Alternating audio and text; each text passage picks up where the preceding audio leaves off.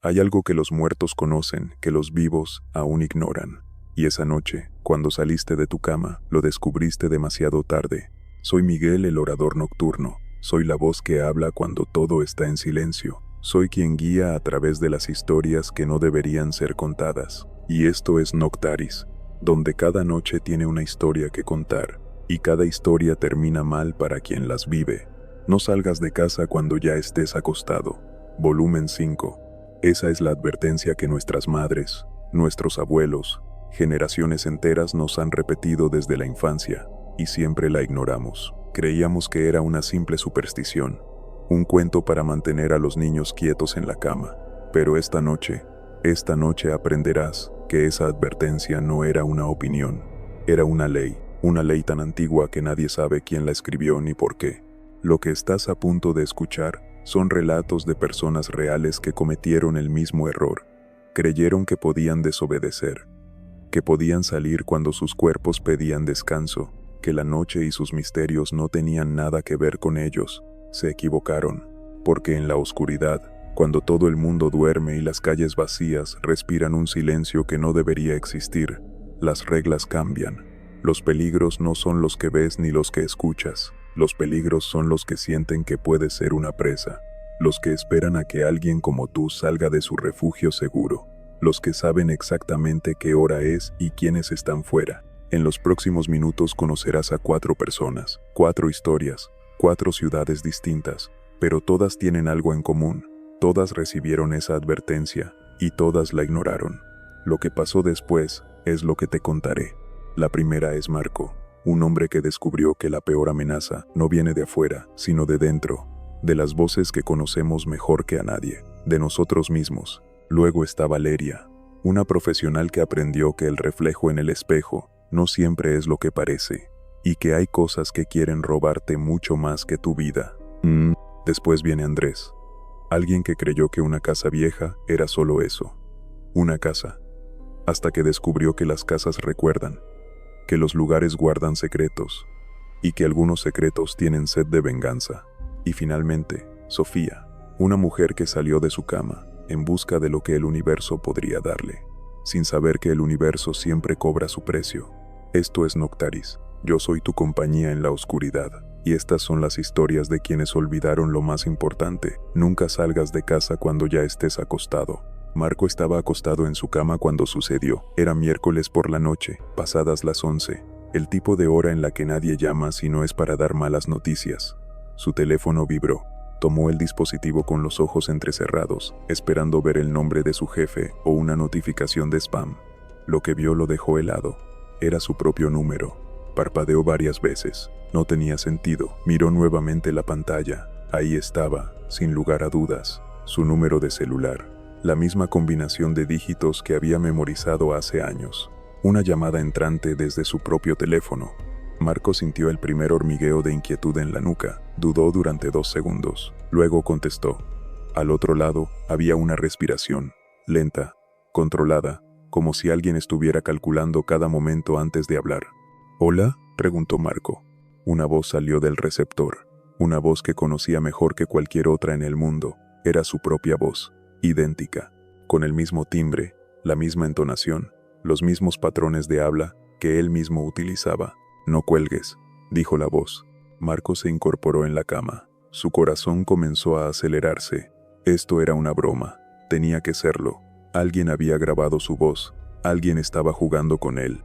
¿Quién eres?, preguntó. Soy tú, respondió la voz. Pero no soy tú ahora. Soy tú en 2 horas. Marco estuvo a punto de colgar. La idea era ridícula, absurda. Pero algo en la forma en que su propia voz sonaba, algo en el peso de las palabras, lo detuvo. Escúchame con atención, continuó la voz. Lo que hagas en las próximas horas determinará todo. Van a llamar a tu puerta en 30 minutos. Será tu amigo Daniel.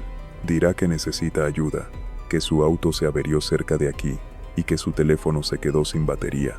Te pedirá que lo acompañes. No irás, Marco. No importa lo que te suplique. No importa cuán real suene. No irás. ¿Pero por qué?, preguntó Marco, sintiendo que el sudor le perlaba la frente. Porque Daniel no llamará a tu puerta. Marco colgó. Su mano temblaba. Se quedó sentado en la oscuridad, mirando fijamente el teléfono. Durante 30 minutos, nada sucedió. Marco comenzó a calmarse. Era una broma. Tenía que serlo. Alguien con demasiado tiempo libre había encontrado una forma de asustarlo. Empezó a relajarse, a reírse internamente de su paranoia. Entonces, a las 11:30 en punto, sonó el timbre. Marco se quedó inmóvil. Su cuerpo entero se tensó. Escuchó pasos abajo, los de su madre yendo a abrir la puerta. Oyó voces. Una era la de una mujer, que sonaba asustada. La otra era inconfundiblemente la de Daniel, su mejor amigo desde la universidad. Marco se levantó de la cama sin querer hacerlo. Sus pies se movieron como si fueran independientes de su voluntad.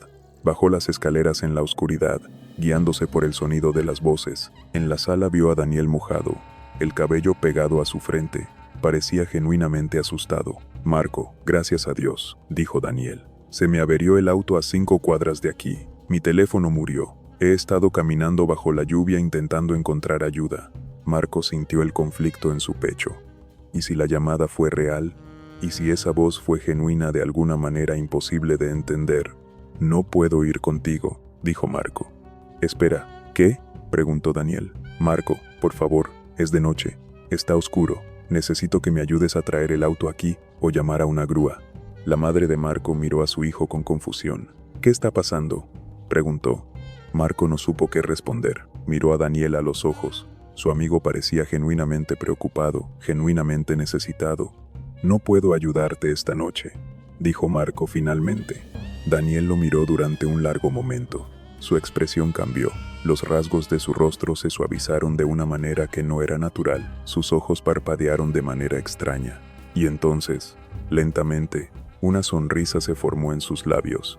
Una sonrisa que no era la de Daniel. «Una pena», dijo la cosa que parecía Daniel. «Habría sido tan fácil». Daniel dio media vuelta y salió por la puerta, su silueta desapareciendo en la noche lluvia.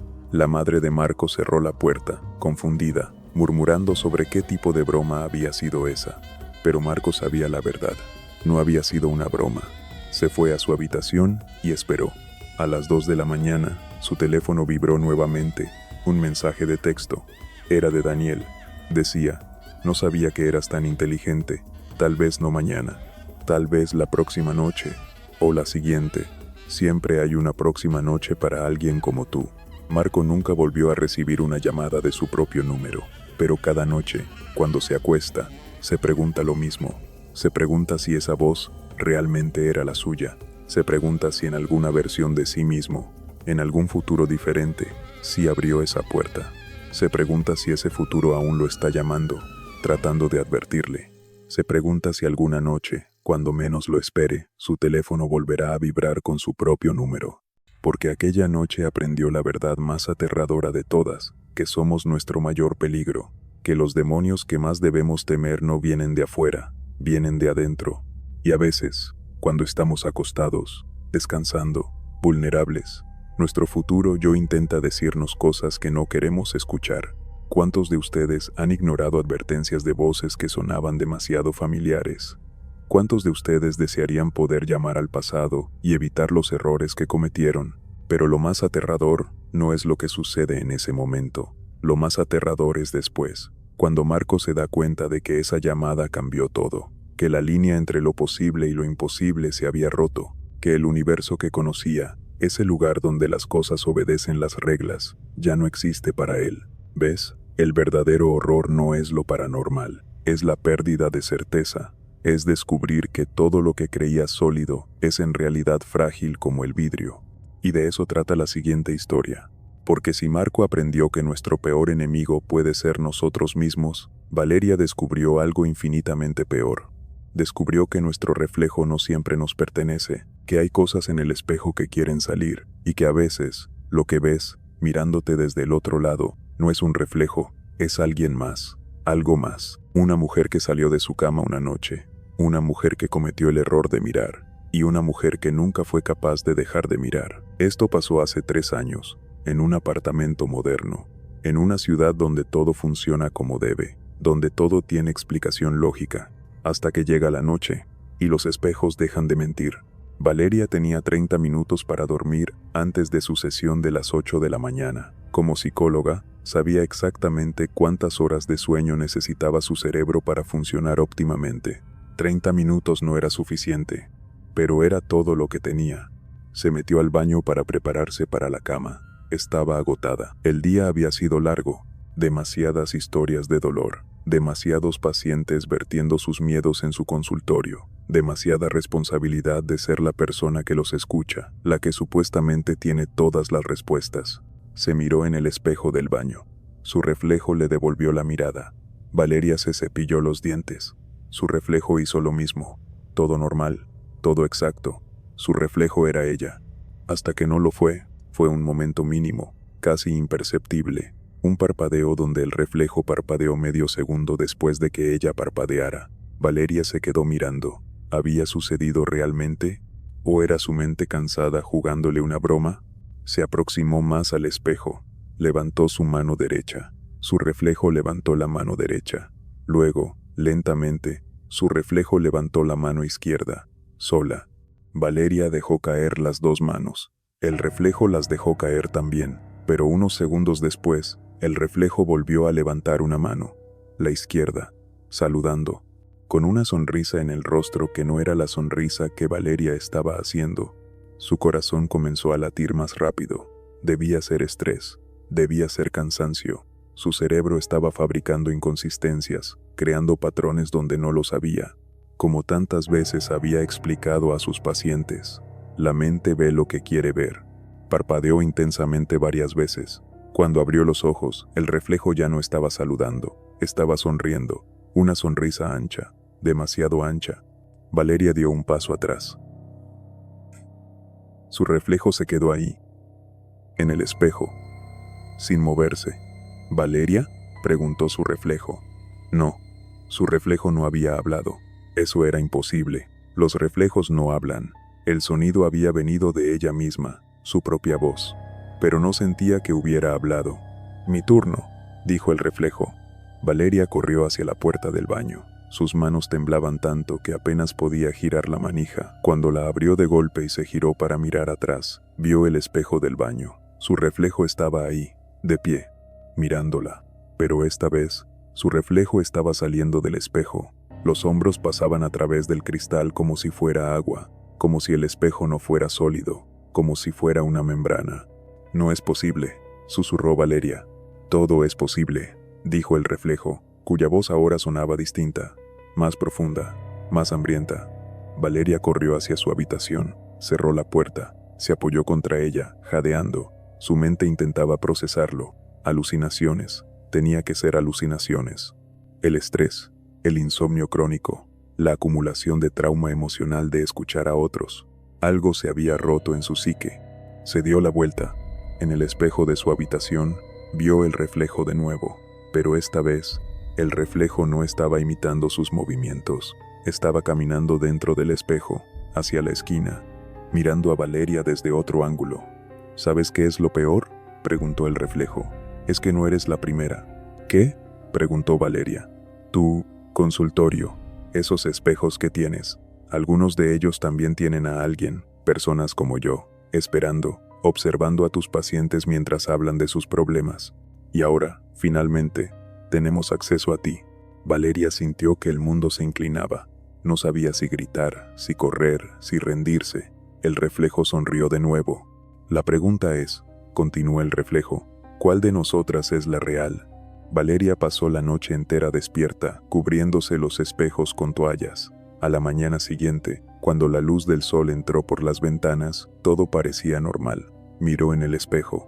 Su reflejo estaba ahí, normal, imitando sus movimientos perfectamente. Fue a trabajar. Sus pacientes vinieron, les escuchó, les ayudó, pero cada vez que se miraba en un reflejo, se preguntaba si ese era realmente ella, o si esa noche, cuando corrió del baño, algo cambió, si algo pasó a través de ese espejo, y si ahora, ella era la que estaba atrapada del otro lado. Valeria no volvió a mirar directamente a un espejo después de ese día, porque no sabía cuál era ella y cuál era el reflejo, y lo peor de todo era que su reflejo parecía saberlo, lo sabía perfectamente. Hasta hoy, Sus pacientes se preguntaban por qué ella siempre pedía que se sentaran de espaldas a cualquier espejo durante sus sesiones. Ninguno de ellos supo que ella solo estaba siendo protectora, porque si hay algo que aprendió esa noche es que los reflejos no siempre están solos, y que a veces, lo que ves mirándote desde el otro lado tiene una agenda completamente diferente a la tuya. Pero la pregunta más aterradora de todas persigue a Valeria cada noche. Una pregunta que ningún paciente, ningún colega, ningún libro de psicología podría ayudarlo a resolver. Cuando te miras en el espejo y ves a alguien que se mueve un segundo después de que tú te mueves, ¿realmente eres tú el que se ve reflejado? ¿O el reflejo es el que está en el espejo? ¿Y tú, la persona que se supone que debería estar reflejada, eres en realidad el que no pertenece a ese lado de la realidad? En algún momento durante esa noche, cuando ambas estaban ahí, observándose mutuamente, ¿la persona real fue la que logró escapar, o es la que se quedó adentro? Y ahora, cuando Valeria se mira en un espejo, ¿quién está realmente mirando? ¿La Valeria que vive en el mundo real, o es la que está atrapada en el cristal, sosteniendo la ilusión de que es ella la que vive afuera? Los espejos en su consultorio siguen cubiertos, sus pacientes siguen preguntándose por qué, pero la verdadera pregunta que la mantiene despierta es una que nunca podrá responder con certeza. ¿Cuál de ellas es la que está viviendo mi vida en este momento? Pero quizás, lo más inquietante de la historia de Valeria no es lo que sucedió con el reflejo, es lo que aprendió después, y es algo que compartía con Marco, aunque ninguno de los dos lo sabía. Ambos descubrieron que la realidad no es lo que pensamos, que las fronteras entre lo posible y lo imposible no son tan sólidas como creemos, y que cuando esas fronteras se quiebran, nada vuelve a ser seguro. Hasta ahora, has escuchado historias de amenazas que provienen de adentro, de nosotros mismos, de nuestras propias voces, de nuestros propios reflejos. Pero ¿qué sucede cuando el horror viene de afuera? Cuando no es tu mente la que traiciona, sino el lugar en el que vives. Porque hay sitios en el mundo que no son simples estructuras de piedra y madera, son entidades, son organismos vivos que observan, que recuerdan y que a veces desean comunicarse. La siguiente historia sucedió hace 5 años, en una casa vieja, en un lugar donde un hombre creyó que podría escapar de todo, que podría dejar atrás sus errores si simplemente se alejaba lo suficiente de todo lo familiar.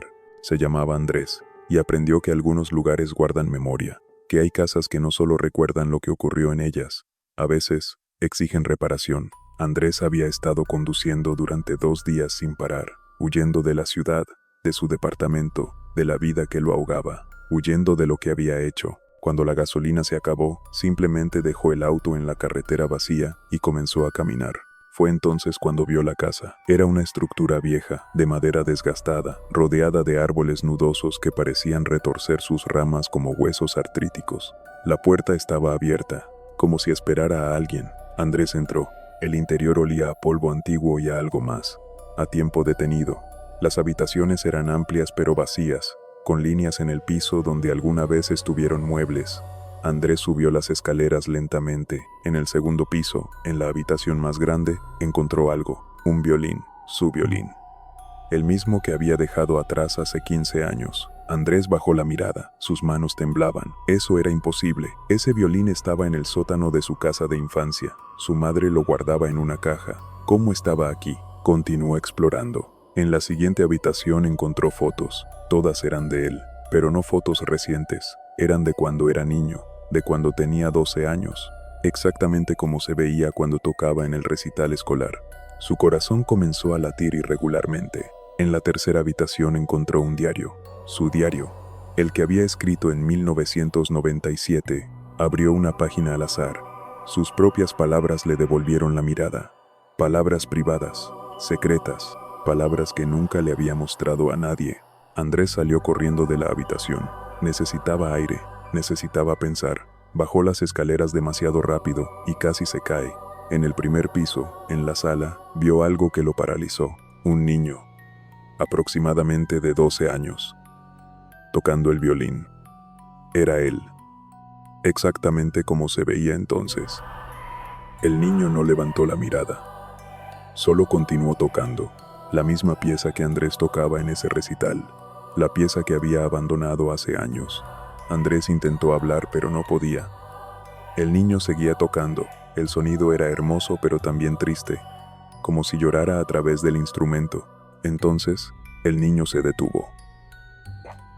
Se giró hacia Andrés. Su rostro era idéntico al de él, pero sus ojos eran diferentes, eran más viejos. Demasiado viejos para un niño. Sabía que vendrías, dijo el niño. Andrés retrocedió. ¿Qué eres?, preguntó. Soy lo que dejaste atrás, respondió el niño. Soy el Andrés que podría haber sido, el que siguió tocando, el que no hizo lo que hiciste. Las palabras azotaron a Andrés como un puño. Lo que había hecho, lo que había ocultado durante 15 años. El secreto que lo carcomía desde adentro. No, susurró. Sí, dijo el niño.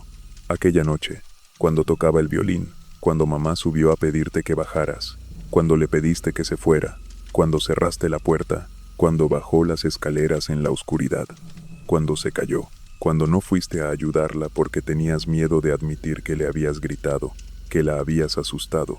La memoria golpeó a Andrés como una onda de choque. 30 años.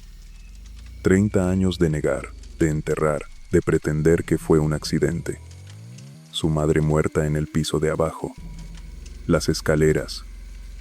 Andrés comenzó a retroceder. La casa cambió a su alrededor. Las paredes se volvieron más viejas, más corroídas. Los olores se intensificaron. Sangre, polvo, tiempo podrido. Mira, dijo el niño, señalando hacia el piso. Andrés miró. Estaba de pie en un charco de sangre, justo donde su madre había caído, justo donde murió mientras él estaba en el piso de arriba, con su violín. No puedo irme, dijo Andrés. No, concordó el niño. La casa no te deja ir. La casa recuerda. Yo recuerdo. Yo he estado aquí esperándote durante 15 años. Este es el lugar donde la verdad vive. Este es el lugar donde tu culpa tiene forma. Andrés intentó salir, pero las puertas estaban cerradas. Las ventanas se sellaron. La casa lo envolvía como un puño. Durante 3 días, nadie supo dónde estaba Andrés. La policía fue llamada. Su hermana reportó a un hombre desaparecido. Buscaron en carreteras, en ciudades, en hospitales. Pero cuando encontraron la casa, estaba vacía, completamente vacía, excepto por una cosa. En la segunda planta, en una habitación, encontraron un violín y al lado, una nota escrita con letra de niño. La nota decía: Mamá, finalmente lo entendí. Finalmente, él está aquí conmigo. Finalmente, podemos tocar juntos. Nunca encontraron a Andrés. Algunos dicen que la casa lo tiene, que todavía está ahí, tocando el violín con el niño que nunca fue.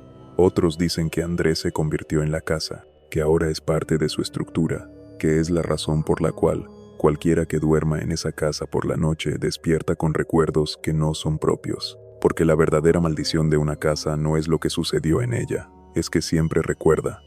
Y a veces, la casa recuerda tan bien que atrae a quienes comparten el mismo secreto enterrado, y los mantiene, para siempre. La culpa es un monstruo silencioso.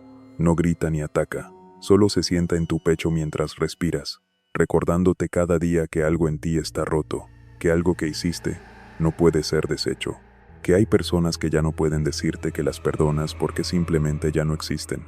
Y lo peor es que la culpa no se va, no se desvanece con el tiempo, solo aprende a esconderse mejor. Se vuelve tan familiar que casi olvidas que está ahí, casi, hasta que algo sucede, hasta que el universo decide que es hora de cobrar. Marco recibió una llamada de su propio futuro. Valeria vio su propia identidad rechazarla.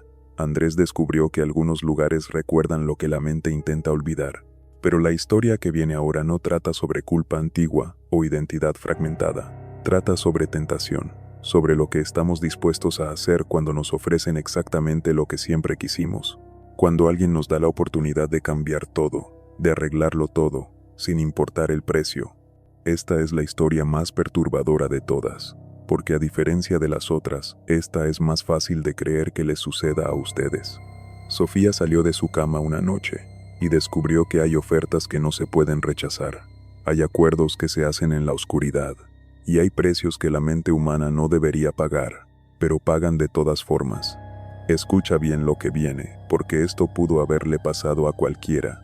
Sofía estaba perdida, no solo en el centro comercial abandonado donde se encontraba, estaba perdida en la vida. A los 42 años, abogada exitosa, pero sin hijos, sin esposo, sin nada que los libros de autoayuda dijeron que debería tener. Una noche, mientras dormía, despertó con una idea clara.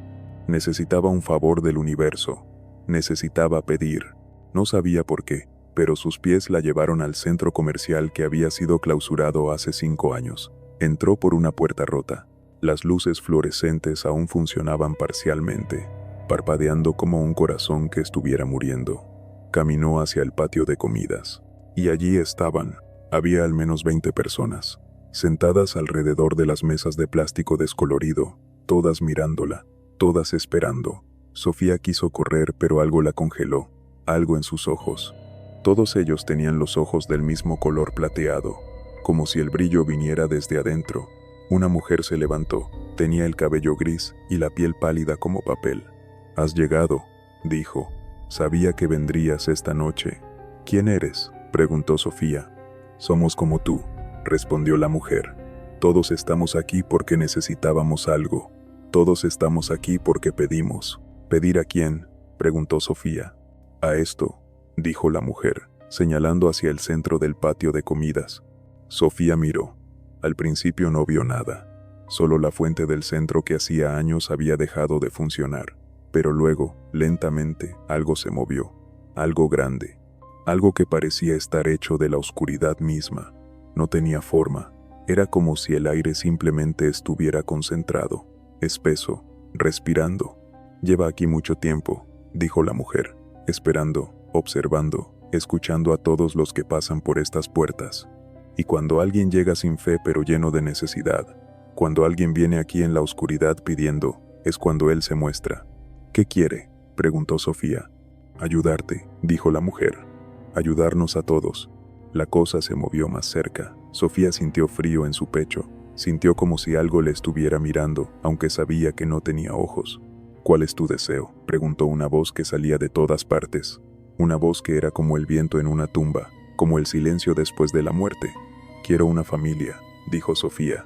«Quiero tener la vida que siempre quise». «Eso puede ser», respondió la voz. «Puedo darte todo lo que pidas, solo necesito algo a cambio». «¿Qué?», preguntó Sofía, aunque ya sabía que estaba cometiendo un error. Sabía que nadie estaba ahí por una razón reconfortante. «Tu nombre», dijo la voz. «Quiero que olvides quién eres, que olvides tu nombre, que olvides tu vida anterior. Simplemente, comienzas de nuevo, nuevo nombre, nuevos recuerdos. Eres parte de nosotros, eres mía». Sofía quiso decir que no. Cada fibra racional de su ser gritaba que escapara, pero la necesidad en su pecho era más fuerte que cualquier advertencia. «Está bien», dijo Sofía. La voz emitió un sonido que pudo haber sido risa. Sofía sintió como si algo la atravesara, como si algo la capturara desde adentro y comenzara a cambiar todo lo que ella era. Cuando despertó, estaba en su departamento. En su cama, miró el reloj, las 3 de la mañana. Fue al espejo. Su reflejo estaba ahí, pero algo era diferente. Su nombre. ¿Cuál era su nombre? Intentó recordar y descubrió que no podía. Había algo en su mente, como un agujero, un espacio donde solía estar ella. Se llamaba María, eso lo sabía, o al menos ese era su nombre ahora. Tenía un esposo, se llamaba Carlos, un hijo, se llamaba Daniel. Recuerdos completos, perfectos, absolutamente falsos, pero absolutamente reales en su mente. Fue a la cocina donde su esposo la esperaba, sonriendo con una sonrisa que no alcanzaba sus ojos. Los mismos ojos plateados que todas las personas en el patio de comidas tenían. Su hijo le sonrió desde la mesa. Los mismos ojos, su familia que acababa de inventarse.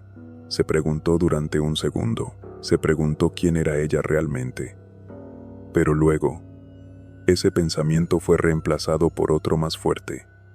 El pensamiento de que esta era su vida, esta era su familia, este era su propósito, y desde el espejo en la pared del fondo de la casa, vio su reflejo. Pero no era ella. Era una mujer diferente, una mujer con ojos plateados, una mujer que sonreía, una mujer que estaba mirando a su familia, una mujer que ya estaba viviendo su vida. Sofía no existe más. Existe María, existe su familia, Existe la sensación de que algo está mal, pero la incapacidad de recordar qué era exactamente. Y en la noche, cuando duerme, sueña con un centro comercial abandonado. Sueña con personas sentadas en mesas de plástico. Sueña con una voz que pide un nombre. Y cada noche, ella da el nombre de alguien diferente. El nombre de alguien que entra por una puerta rota.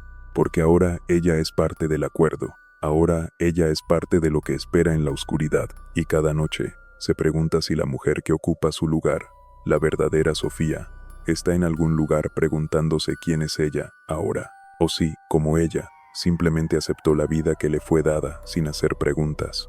El universo siempre cobra su precio. Pero a veces, el precio no es dinero o tiempo. A veces, el precio es todo lo que eres. 4 historias, 4 advertencias ignoradas, 4 vidas que cambiaron para siempre en la noche. Marco recibió una llamada de sí mismo. Valeria se perdió en su propio reflejo. Andrés descubrió que la culpa tiene forma y peso. Sofía intercambió su identidad por un sueño. Todos ellos cometieron el mismo error. Todos salieron de sus camas cuando deberían haber permanecido en la seguridad de la oscuridad. Y aquí está el verdadero secreto que las abuelas nunca explicaron completamente. No es que la noche sea peligrosa, no es que haya monstruos esperando afuera. Es que cuando salimos de nuestro refugio después de que el mundo se duerme, cruzamos una línea invisible, una frontera donde las reglas cambian, donde lo imposible se vuelve posible, donde el universo te mira directamente a los ojos y dice, esta es la última oportunidad que te doy. La advertencia no es para protegerte de algo externo, es para protegerte de descubrir la verdad. La verdad de que estamos rodeados de cosas que no podemos ver, de que las voces que escuchamos en la noche no siempre vienen de afuera, de que hay lugares donde el tiempo se quiebra, de que el deseo humano es tan poderoso que puede cambiar tu identidad por completo. Y lo más aterrador de todo es que en este momento, mientras escuchas estas palabras, alguien está saliendo de su cama, alguien está ignorando la advertencia, alguien está cruzando esa línea, y el universo está observando, esperando, está observando porque sabe algo que nosotros olvidamos. Sabe que los mayores peligros no son los que acechan en la oscuridad, son los que cargamos dentro de nosotros.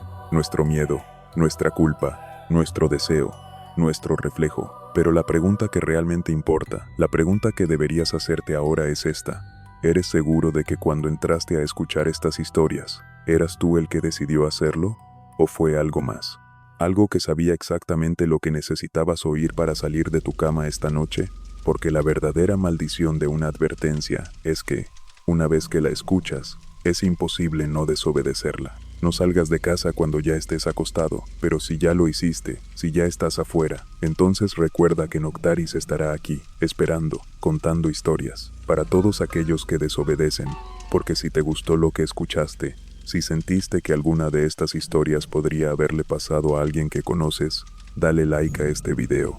Comparte tu verdad en los comentarios. Cuéntame tu historia. Cuéntame qué sucedió cuando desobedeciste.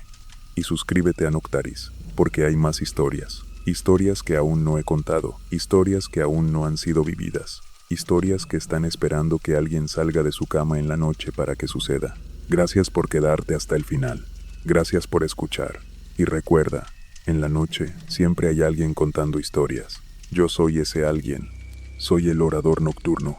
Y estaré aquí, esperando. No salgas de casa cuando ya estés acostado, a menos que quieras encontrarme.